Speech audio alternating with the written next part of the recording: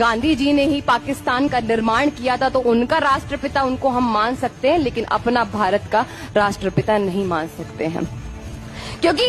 हम ऐसे व्यक्ति को राष्ट्रपिता नहीं मान सकते जिन्होंने जीते जी केवल और केवल 20% आबादी के लिए लड़ते रहे और 80% आबादी को उन्होंने यूं ही छोड़ दिया। हम ऐसे व्यक्ति को राष्ट्रपिता नहीं मान सकते हैं जिन्होंने शिवा बावनी पर रोक लगा दी। हमारे छत्रपति शिवाजी महाराज की एक कविता थी जिसको शिवा बावनी कहते हैं। शिवा बावनी पर उस व्यक्ति ने इसलिए रोक लगा दी क्योंकि 20% आबादी उसको सुन नहीं पाती थी। हम उस व्यक्ति को राष्ट्रपिता नहीं मान सकते हैं जिन्होंने वंदे मातरम पर केवल इसलिए रोक लगा दी क्योंकि 20% आबादी उसको गा नहीं पाती थी।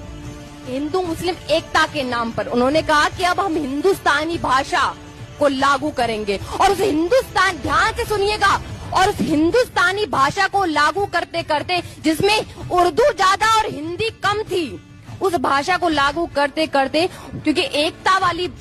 भाषा बनाई है उन्होंने, तो उन्होंने माता सीता को बेगम सीता कहकर पुकारा और श्री रामचंद्र को उन्होंने बादशाह राम कहकर पुकारा।